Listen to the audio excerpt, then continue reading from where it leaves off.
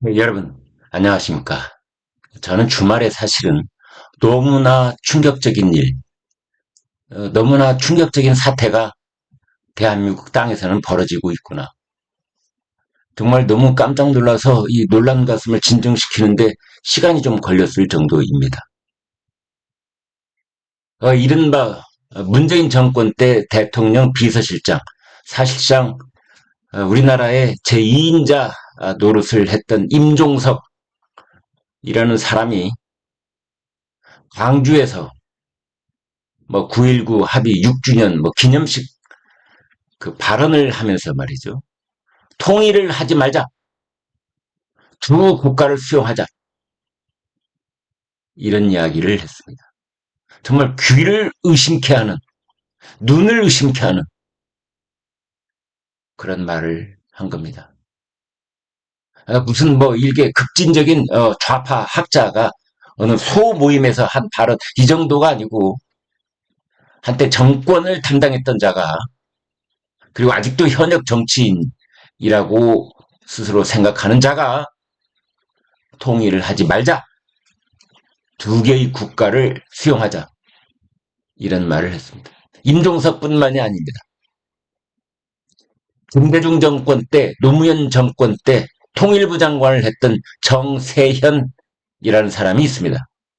이 사람도 비슷한 얘기를 하면서 임종석 발언을 응원했습니다. 옳다.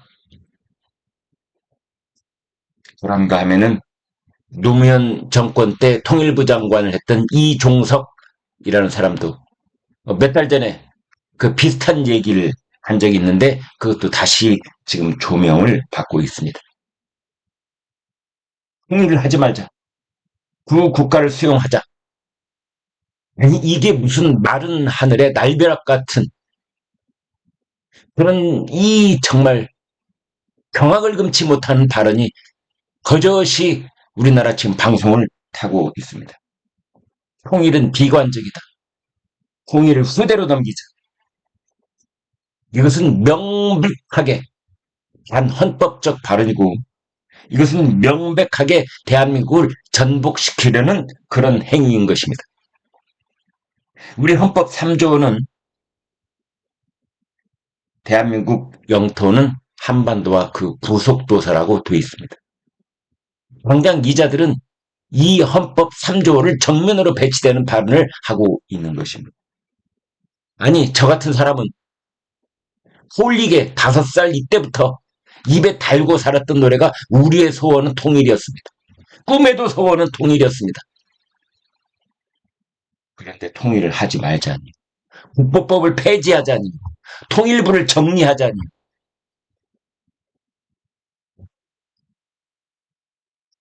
또 그 사람들 중에 한 사람은 이런 말도 했습니다.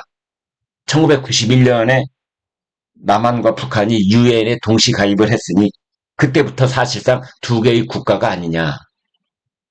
두 개의 국가였던 셈이다. 뭐 이런 취지로 발언을 했는데. 그러면 동독과 서독은 두 개의 국가 아니었니? 그래서 통일이 됐니? 동독과 서독은 같이 유엔 가입 안 돼 있었니? 또 그 중에 한 사람은 이런 말도 했더군요. 요즘 젊은이들이 통일에 관심이 없다.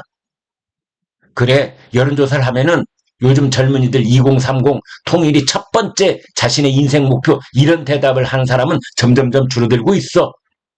그러나 절대로 오해하지 말 것은 지금 젊은이들이 자신의 인생을 펼쳐나가는 데 있어서 삶에 팍팍하니까 너무나 힘든 일이 많으니까 우선 닥쳐 있는 일에 관심을 집중한다는 것일 뿐 언제 한순간도 통일을 포기한 적은 없어. 지금 19살, 21살, 23살 그 사람들한테 물어봐요.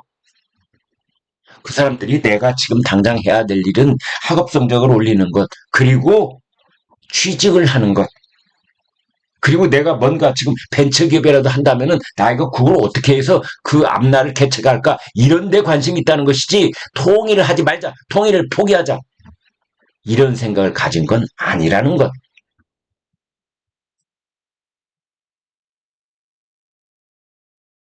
그 중에 한 사람은 자기가 살아있는 한 통일은 안 된다. 또 그런 식으로 이야기를 했더군요.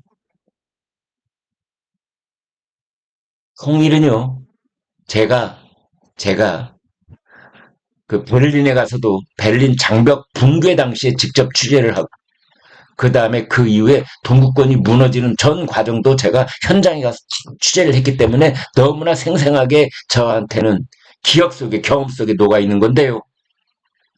통일은 사회주의 체제가 무너지고 자유민주주의 체제가 들어서는 일은 오랜 동안의 협상을 거쳐서 한 발씩 양보하고 양보하고 양보하고 이렇게 오는 경우는 거의 없었습니다. 어떻게 오느냐? 어느 날 벼락치듯이 군중에 도둑놈이 쳐들어오듯이 그렇게 통일은 임박하는 경우가 대부분이었습니다. 김정은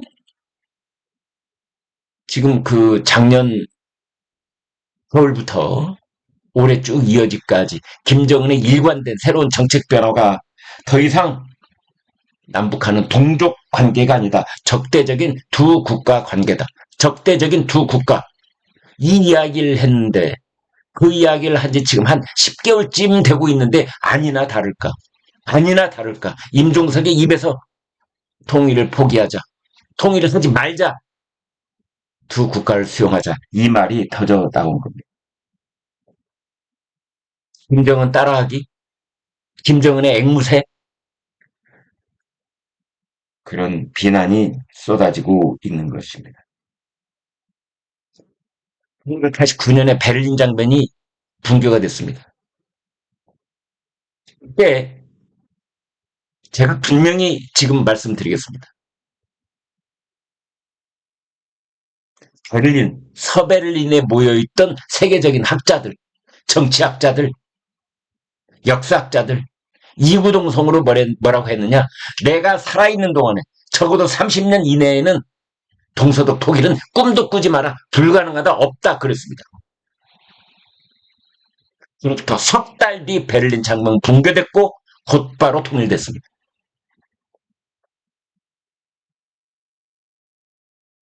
모두가 포기하고 있는 때에 통일은 닥칠 가능성이 있는 겁니다.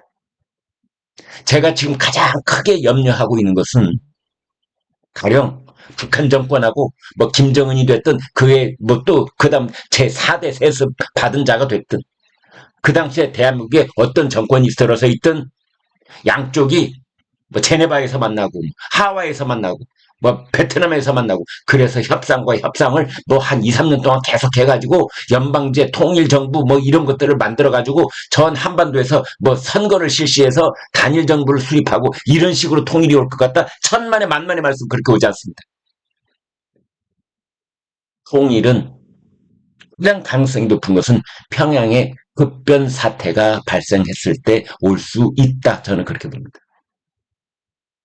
북한 주민의 봉기 그것일 수도 있고 김정은에게 코너에 내몰려서 내일 혹은 일주일 이내 모조리 숙청당할, 허영당할, 홍살당할 그 낌새를 알아차린 일부 세력들이 김정은에게 반기를 들고 일어서는 그러한 급변 상태 또는 김정은 개인 일인상 신상에 어떤 문제가 생겨서 건강상의 문제가 생겨서 갑자기 급변 사태가 올 때 이때 그 이전까지 했던 모든 논의는 다 물거품이 되면서 갑자기 새로운 상황이 전개가 되는 것입니다. 그때 저는 장담컨대 중국이 반드시 개입합니다.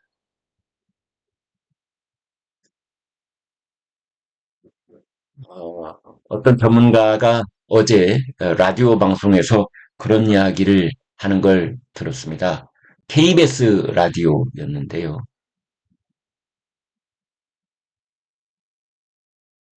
그런 경우에 북한이 중국의 보호국 혹은 위성국이 될 수도 있다.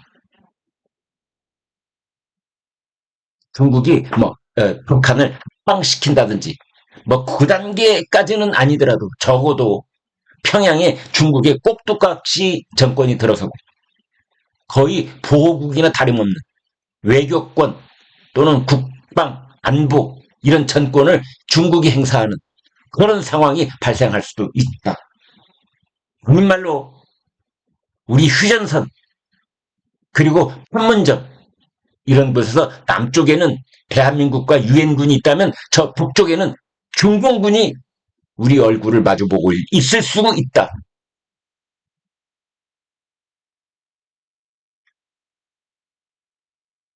인류 역사를 돌아보면은 세계 지도는 그렇게 바뀌어 왔습니다. 세계 지도상에서 사라지는 나라들이 있었고 지도에서 사라지는 나라들은 그렇게 사라졌던 겁니다. 여러분 끔찍한 상상을 해보십시오.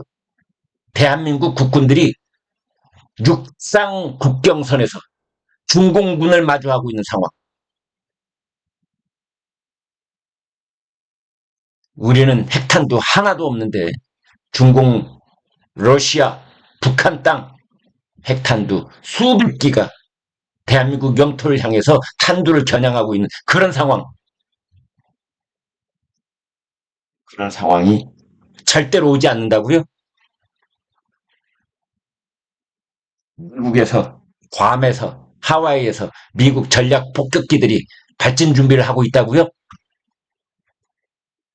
언제까지? 많은 분들이 그런 얘기를 합니다. 프랑스의 드골 대통령이 프랑스의 핵무장을 반대하는 워싱턴을 향해서 이렇게 말한 적이 있습니다. 미국에게 묻는다. 프랑스 파리를 지켜주기 위해서 미국은 뉴욕을 포기할 수 있겠는가? 소련의 핵탄두가 뉴욕에 떨어지는 걸 감수하면서도 프랑스 파리를 지켜줄 수 있겠는가? 그래서 프랑스는 독자적인 핵무장을 한다. 지금 우리한테는 그런 목소리와 준비 태세가 필요할 때입니다. 영원한 적국도 없다면서요? 영원한 우방도 없다면서요? 그러면은 제 목숨은 제 손으로 지키는 겁니다. 평양에 법변 사태가 왔을 때